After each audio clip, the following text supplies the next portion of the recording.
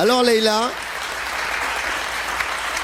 déjà, Leïla, vous êtes un peu chez vous cette semaine à Angoulême. Vous pouvez saluer votre famille parce que... Hein, Angoumoisine, Angoumoisin, papa, maman, public, mon amour, voilà, je suis de retour sur mes terres et je suis heureuse d'être là. Elle est d'Angoulême, Leïla Kader Moudadi. Oui, Angoumoisine. D'ailleurs, si on a des élèves, des anciens élèves de Leïla, on veut des témoignages. Non, mes élèves sont elle pas était là. prof ici, donc il y en a quelques-uns qui connaissent Leïla. Leïla, vous allez nous parler du 9e art quand on est ici, évidemment. À Angoulême, on ne peut parler aussi que de bande dessinée après le papier. Oui, Angoulême, c'est le temple de la bande dessinée. Et plutôt que vous faire un long discours, tout de suite, je me suis dit, on va inviter 2 personnes, et pas n'importe lesquelles. Il s'agit d'Isabelle Detemps et de Mazan, dessinateurs et scénaristes qui nous font le plaisir d'être là aujourd'hui. Et je leur lance un petit défi, ils sont là juste derrière moi. Je vais vous mettre au travail. Parce que la BD, c'est énormément visuel, forcément.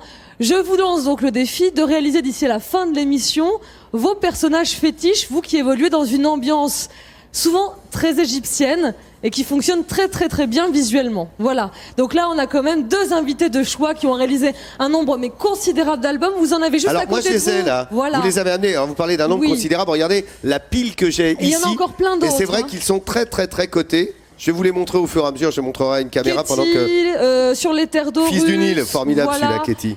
Ils en ont réalisé un grand nombre et ils ont été couronnés par la critique, par des prix lors du festival international de bande dessinée. Mais moi, en fait, maintenant que je vous ai présenté mes 2 invités de choix, je vous emmène en balade.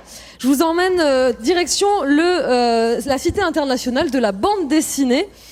Sous le regard d'Hugo Pratt, de Corto Maltese, créé par Hugo Pratt. Alors, c'est un musée qui s'est installé dans d'anciens chais. C'est là où se déroule la vinification. Ici, on est bien au courant.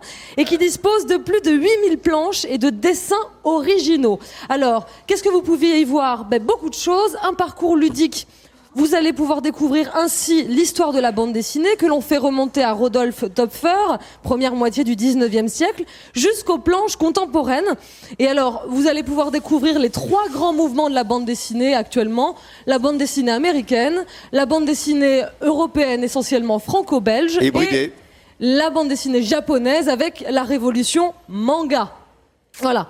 Et puis à l'intérieur aussi, il y a une bibliothèque extraordinaire et une librairie incroyable. Si vous cherchez un titre, c'est juste impossible de ne pas le trouver là-bas. Ah, il y a tout, c'est complet, évidemment. C'est ce qu'il y a de plus complet. Dites-moi, est-ce qu'on peut y aller en famille? Oh oui, pour les petits, pour les grands, c'est absolument génial. Vous voyez, moi, Laurent, je me suis toujours demandé comment est-ce qu'on crée une bande dessinée, tout simplement. Eh bien, dans ce musée, il y a des ateliers où on vous explique absolument toutes les étapes. Et grâce à Isabelle et à Mazan, qui sont ici avec nous aujourd'hui. Qui dessinent, là. Et voilà, qui avancent déjà bien. Ben, ils m'ont prêté quelques documents où on voit un peu les différentes étapes de la création d'une BD. Ça, c'est le découpage. Ça a été réalisé par... Ne bougez pas, regardez, on rentre dedans, le découpage. Alors par Isabelle, donc là, c'est ce qu'on appelle le ROF. En fait, on a les premiers croquis, plus le texte qui est à poser. Donc, c'est une étape préparatoire. On enchaîne avec l'étape de l'ancrage. Donc ici, hop, Vincent, tu veux bien m'aider? Bien sûr. Merci, Vincent. Voilà. Alors là, ça c'est l'ancrage, c'est-à-dire qu'on fait les contours et ensuite on va y mettre la couleur. Je fais travailler mon voisin aussi. Voilà, Pierre Bonte, allez-y. C'est la couleur. Ancrage, là c'est ce que vous voyez à l'écran. Voilà. Et regardez du côté de Pierre Bonte, vous allez voir ensuite la couleur qui est apposée. Vous venez voir l'ancrage, regardez la couleur. Et au final, et regardez, vous avez le résultat dans l'album. Et donc, vous venez de comprendre comment ça fonctionne. Voilà, et encore, on pourrait en faire des heures, mais là-bas, vous avez vraiment des ateliers qui sont géniaux pour les enfants, pour les grands. On répond absolument à toutes vos questions. Et en plus, c'est vraiment accessible, donc c'est gratuit pour les moins de 18 ans. Gratuit, c'est le musée de la BD. Pour les grands, donc vraiment, faut pas se priver, c'est une sortie absolument géniale. Et en ce moment, il y a une expo tordante, vraiment, je pèse mes mots, qui est placée sous le signe de la parodie. Alors, pourquoi la parodie? Parce que souvent la BD a été considérée comme un art mineur et elle s'est dit on va imiter les arts majeurs. Alors dans la pensée de beaucoup, on entend le baudet jusqu'ici. Ouais, ils manifestent, ils sont contents. Il y a mon cousin qui m'appelle, j'arrive, faut que j'y aille. Voilà. J'arrive. Bouge pas, j'arrive tout de suite. C'est l'appel de la famille. Pardon, Alors, excuse-moi. dans la pensée de beaucoup, la BD n'est pas un genre noble. Et ben là, on voit à travers cette expo parodie en fait, la BD a de la culture. Elle peut susciter le rire. Elle peut voir émerger une forme de contestation. Donc là, vous avez quelques images de cette exposition avec vraiment deux coups de cœur me concernant. Je vais vous exposer ça dans un petit instant. Donc là, vous voyez toutes les planches, le travail d'imitation. Là, à la Picasso, on va y revenir dans un instant. Harry Potter, le phénomène Harry Potter n'a pas échappé à la parodie des auteurs de BD. Et on finit avec une dédicace pour Vincent Ferniaud. Ici, c'est Super Dupont, Mon héros. l'anti-héros par excellence, le roi du camembert. Mais moi, je suis fan de Gottlieb éternel. Hein. Voilà, la bande dessinée se rit Ferniaud, c'est d'elle-même, bien. voilà, et de ses héros. Donc moi, j'ai deux coups de cœur. Le travail d'Interduck, c'est un collectif allemand.